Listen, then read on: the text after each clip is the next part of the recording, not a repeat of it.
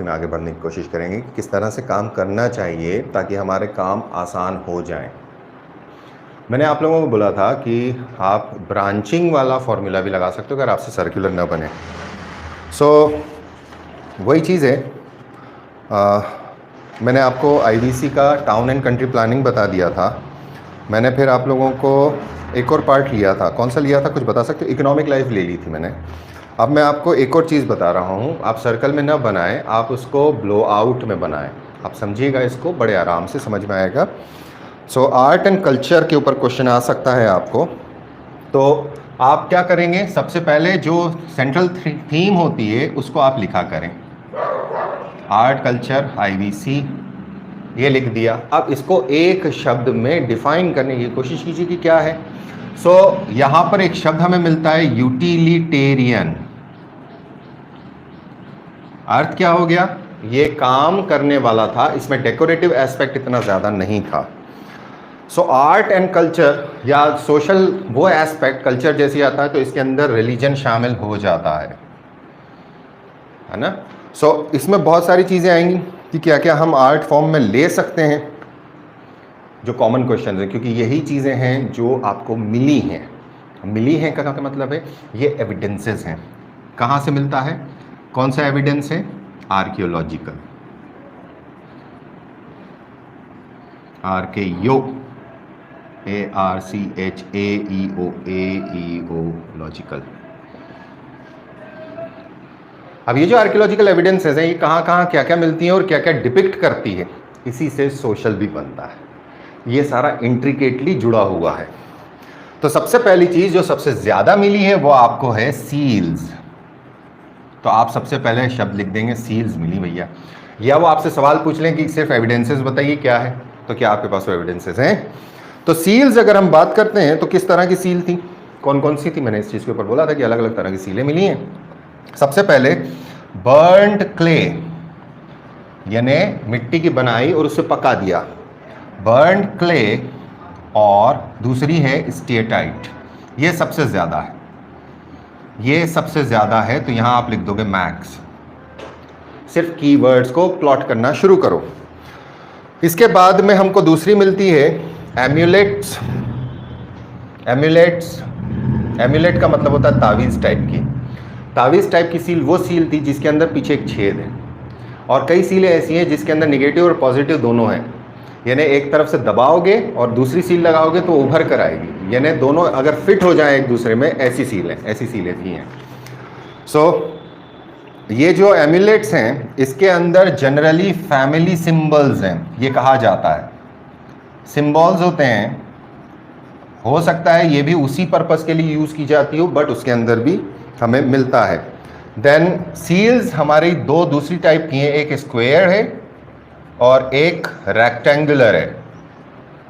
तो ये काम आपको ध्यान रखना है, स्क्वायर के अंदर अलग काम है और रेक्टेंगुलर के अंदर अलग काम है। तो यहाँ आप उसका लिख देंगे कि किसके अंदर फिगर होता था और किसके अंदर सिर्फ लेटर्स होते हैं या पिक्टोग्राफिक एलिमेंट्स होते थे। ये आपका काम। सबसे ज़्यादा सीलें कहाँ से मिली हैं, तो यहीं पर आप डाल दीजिए, सबसे ज़्यादा सीधे हड़प्पा से मिली। ओके, ये हो गया एक एलिमेंट। अब वो आपसे 3 मार्कर सील के ऊपर बोलता है, तो सील क्या थी? तो पहला एलिमेंट यहां से उठाना, यूटिलिटेरियन, किस काम आती थी वो यहां डालना। आइडेंटिटी शो करने के लिए, पॉसेसिवनेस शो करने के लिए थी, not a means of barter. Coins नहीं थे, करेंसी नहीं थी। ये एलिमेंट समझो और पढ़ो, एलिमेंट्स पकड़ने की कोशिश करो, उसके एस्पेक्ट पकड़ने की कोशिश करो, उसके छोटे छोटे टॉपिक पकड़ने की कोशिश करो। ये एक पार्ट है 3 मार्कर का, तब तुम 3 मार्कर में स्ट्रांग बन सकते हो। ओके, एक और चीज़ हमको जो बहुत ज़्यादा मिलती है वो बीड्स हैं, मन के। मन के मतलब जिस तरह से आज हम मोती की माला पहनते हैं उसी तरह, या प्लास्टिक की माला पहनते हैं या तुलसी की कंठी का पहनते हैं, इसी तरह से वहाँ पे वो लोग मन के की, यानी उनको बीड्स बोला जाता था। सो बीड्स और उनके ऑर्नामेंट्स ये मिलते हैं आर्ट फॉर्म में। सो बीड्स किस तरह के थे और कहाँ से मिलते थे? तो बीड्स की फैक्ट्री मिलती है हमको, एक मिलती है लोथल से, एक मिलती है चान्हूदारों से। अब देखो ये काम क्या कर रहा है तुम्हारा, तो मैं वो प्री में पूछ सकते हैं, मन के बनाने की फैक्ट्री कहाँ मिली, निम्नलिखित स्थान में से कहाँ मिली। ये आपका अगर ऐसा चार्ट होगा तो आप तुरंत क्लिक कर दोगे यार ये लोथल से मिली थी। वहीं पर अब वो आपसे बोलता है beads ornaments of Harappa 3 marker में या 5 मार्कर में, एनीथिंग कैन कम। तब आप क्या करेंगे कि यहां पर इनकी फैक्ट्री मिलती है। फैक्ट्री मिलती है तो ये बताता है कि एक इंडस्ट्री थी, तो इसका ये मतलब है कि यहां मैन्युफैक्चरिंग थी। मैन्युफैक्चरिंग से क्या निकलता है कि ये एक इकोनॉमिक एक्टिविटी थी जो सेकेंडरी थी। मतलब these people were not dependent entirely on agriculture and allied fields, these people were urbanised. ये प्रूफ है। साइमल्टेनियसली सील्स कहीं ना कहीं इकोनॉमिक एक्टिविटी को दर्शाता है। पॉजिटिवनेस, जिस तरह से रजिस्ट्री का कागज होता है ना मकान का, उस तरह की सील होती थी सिंपल तौर में। तो जो बीड्स हैं इसके अंदर हमारे पास एडवांस फॉर्म भी है और प्रिमिटिव फॉर्म भी है। यहां पर एक बीड आती है जिसका नाम था कार्नेलियन। इसके अंदर अल्कली एचिंग होती थी, यानी एक केमिकल प्रोसेस से इसके अंदर निशान डाले जाते थे। अब आप सोच लो क्या लेवल था। They had that kind. White design हुआ करती थी, अंदर डिज़ाइन वाले भी हैं तो डिज़ाइनिंग होती है, तो डिज़ाइन थी। अब ये क्या हो गई, जैसे ही आपने वर्ड बोला डिज़ाइन थी और ये चीज़ आ गई, यहां पर ये निकल जाता है ऑर्नामेंटलिज्म। और ये किसका ऑपोजिट होता है, इसका। कहाँ लिखा है मैंने, यूटिलिटेरियन। यानी अब आप दिखलौटपना कर रहे हो, दिखावा कर रहे हो, पंप एंड शो में आ रहे हो। कब कर सकते हो, जब आपकी बेसिक सर्वाइवल नीड्स पूरी हो चुकी है, then only you can do it. तीसरी चीज जो होती थी, ये लोग कुछ कपड़े पहनते थे, क्लोथ्स किस तरह के थे और कहाँ से मिलते हैं। तो सबसे पहले जो हमारे पास एविडेंसेस हैं, हम उन्हीं एविडेंस को देखते हैं अगर, तो सबसे इंपॉर्टेंट चीज़ ये समझने की कोशिश करिए कि आपको कपड़ा या कपड़े की दुकान तो मिली नहीं वहाँ पे, तो हम पता कैसे करेंगे। जो इम्प्रिंट मिलते हैं मिट्टी के ऊपर, कपड़े के निशान या थोड़े से फ्रैगमेंट्स मिल गए हैं कपड़े के, सो कॉटन भी मिला है और वूल भी मिला है, तो दोनों कपड़े थे। तो क्लोथ्स जब आता है तो ये याद रखना, पहली चीज़ है मटेरियल, किस मटेरियल के कपड़े होते थे, ये चीज़ समझना, क्योंकि इसमें बहुत सारे एलिमेंट्स हैं जो आने वाले सोशल कल्चर को डिफाइन करेंगे। आप जब अगली बार क्लोथिंग्स लिखेंगे, लेट से आप मॉरियन की क्लोथिंग लिख रहे हैं, तो आपको पता होना चाहिए।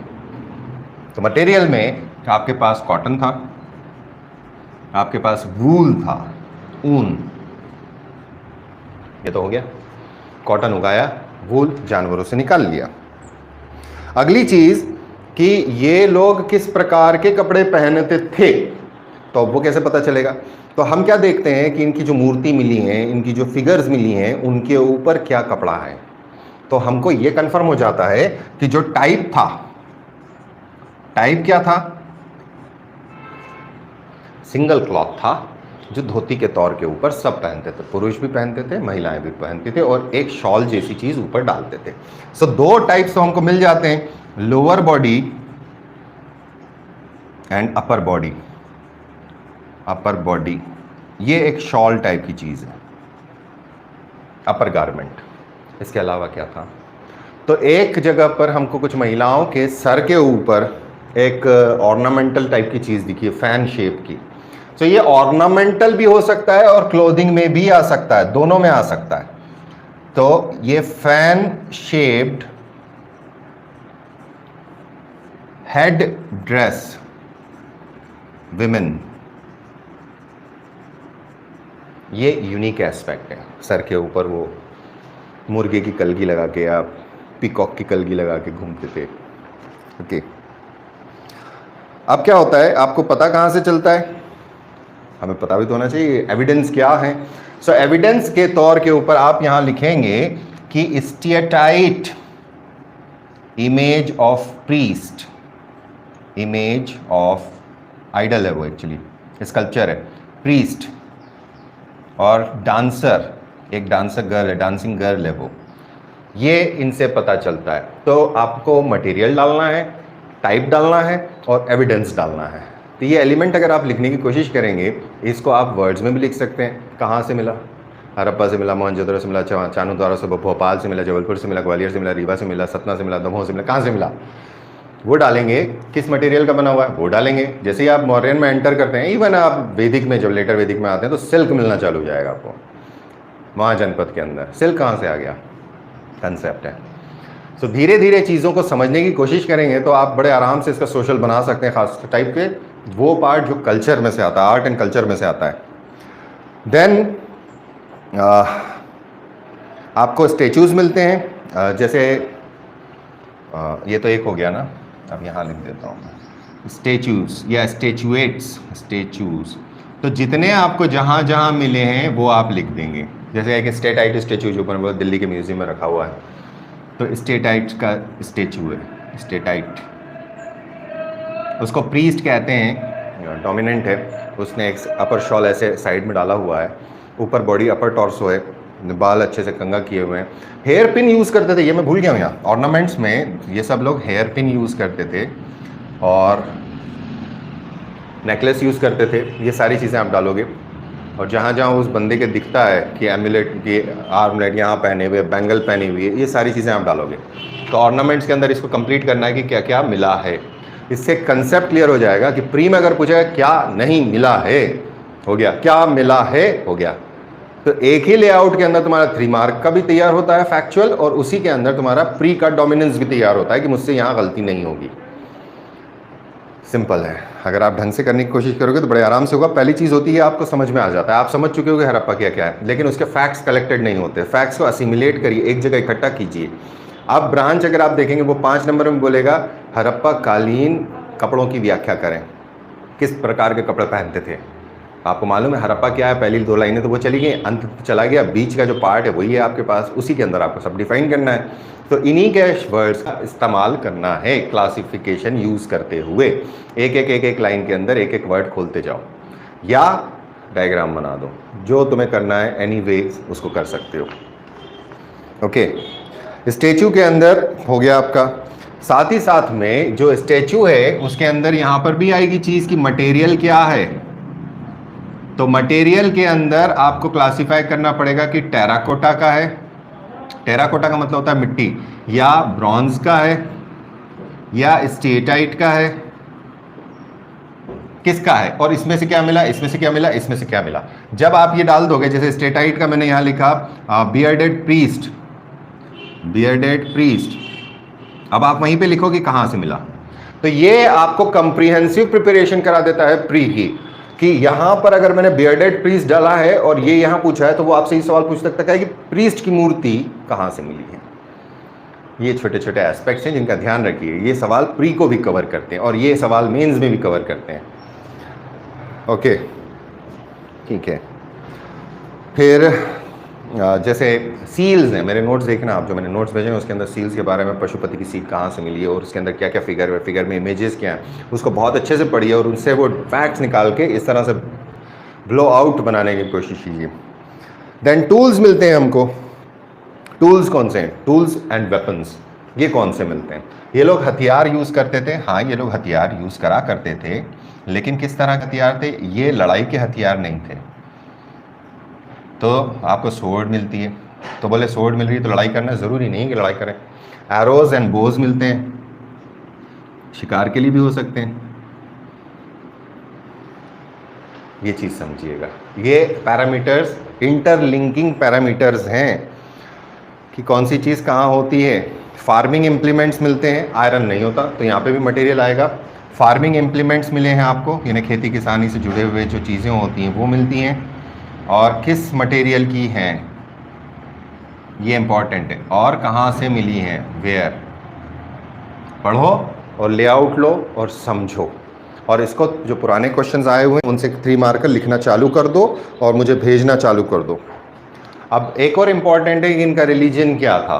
तो रिलीजन इज कहा जाता है एनिमलिस्टिक, एनिमिस्टिक, नेचर वर्शिप वाला काम था। सो रिलीजन के ऊपर आप ध्यान रखेंगे कि रिलीजन क्या था। सो सबसे पहला एस्पेक्ट होता है फेथ। फेथ पे क्वेश्चन मार्क है क्योंकि कोई रिटर्न चीज़ नहीं है। सो एविडेंसेस की बात करें तो हम बोल सकते हैं idols and images, idol images क्या क्या मिली हैं वो आप लिख देंगे। फिर आपको यहाँ पर कुछ जगहों पर यज्ञ कुंड या अग्नि वेदिका यानी जहाँ फायर अल्टार होता है वो भी मिलता है।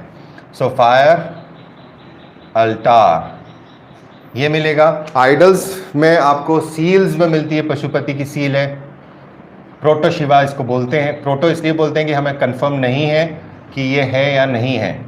इसी तरह मदर गॉडेस की सीलें मिलती हैं, मदर गॉडेस की स्टैचू मिलती है, मदर गॉडेस ये है। तो इन चीज़ों का अगर आप ध्यान रखोगे तो आपका काम बहुत आसान हो जाएगा। देन सेक्रीफाइसेस होते थे, सेक्रीफाइसेस एनिमल और ह्यूमन सेक्रीफाइस। अब ह्यूमन का एग्जैक्ट नहीं है, एनिमल कंफर्म है, लेकिन ह्यूमन पे क्वेश्चन मार्क है, क्योंकि एक सील है जिस सील के अंदर एक बंदा खड़ा हुआ है, उसके हाथ में हंसिया जैसा हथियार है, सिकल जिसे बोलते हैं, और एक महिला नीचे बैठी है, उसके पीछे 3-4 महिलाएं और खड़ी हैं हाथ जोड़ के। It may be something else, we don't know, it may be something else all together. ऐसे बहुत सारे डिपिक्शंस हैं जो यहाँ मिलते हैं। क्वेश्चन बहुत इंपॉर्टेंट है कि एंशिएंट के अंदर ये हमारा प्रूव करता है कि ये सबसे पुराना हिस्सा है। सो इस तरह से मैं आपको कराना चाहता हूँ। आपको मैंने शायद इसके फ़ोटो खींच के भेज दिए थे आपको, इफ आई रिमेंबर। भेजे थे क्या तुम लोगों को मैंने ये? Shival good morning, Shashank good morning, Tejashree good morning, Suchita good morning, Muskan good morning, Sameeksha good morning. क्या बात है, आज सब जाग गए तुम लोग? काफ़ी लोग जाग गए। कर पाओगे कि नहीं कर पाओगे?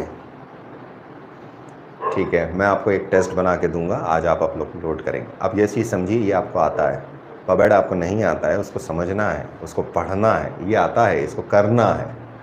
अंतर है, करना है तो हायर लेवल पे उठ के करना चालू करो। हायर लेवल वो लेवल होगा जिसकी वजह से तुम्हारी प्री स्ट्रॉन्गर होगी। क्या आता है? फिर भी मिस हो सकता है, हाँ हो सकता है, बिल्कुल हो सकता है। रिलीजन 5 मार्कर में भी आ सकता है, रिलीजन 3 मार्कर में भी पूछ सकते हैं। कोई बड़ी भारी बात नहीं है हरप्पन रिलीजन की, क्योंकि उनके पास कोई लिमिट नहीं है। वो ये सोच के नहीं बैठा है कि तुम्हें 10 शब्दों में इसका आंसर कैसे लिखूंगा। वो कीवर्ड्स लिख देगा, ये देखना 2-3 कीवर्ड्स, ये है खेल, है ना। तो प्लीज़ ट्राई टू अंडरस्टैंड कि क्या है। नाउ ज्योग्राफी के अंदर मैंने आप लोगों को पहला लेवल बताया था माउंटेन्स का। अनफॉर्चुनेटली मैंने एक सेशन लिया था परसों, सर आंसर्स में अपन क्वेश्चन मार्क वाली चीज़ नहीं लिखेंगे ना। लिख भी सकते हो मे बी करके। मेंस के अंदर यू आर फ्री, मेंस में बस नाम नहीं लेना किसी इंसान का डायरेक्टली। सर एक तो मेरा आइज़ का नंबर, ऊपर से board image not clear. Board image क्यों क्लियर नहीं है यार? मुझे तो यहाँ क्लियर दिख रही है। तुम लोगों को क्लियर दिख रही है कि नहीं दिख रही है? हाँ देखो, रीफोकस कर दी मैंने तो। स्क्रीनशॉट खींच लो, उसका जूम कर लो।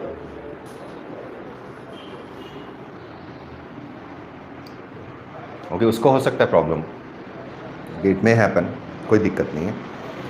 ओके, सो जो ज्योग्राफी में मैंने आप लोगों को उस दिन मैंने रोक दिया, क्योंकि वहाँ सिर्फ 4 या 5 लोग आए थे उस दिन मेरे लाइव सेशन के अंदर, और उसके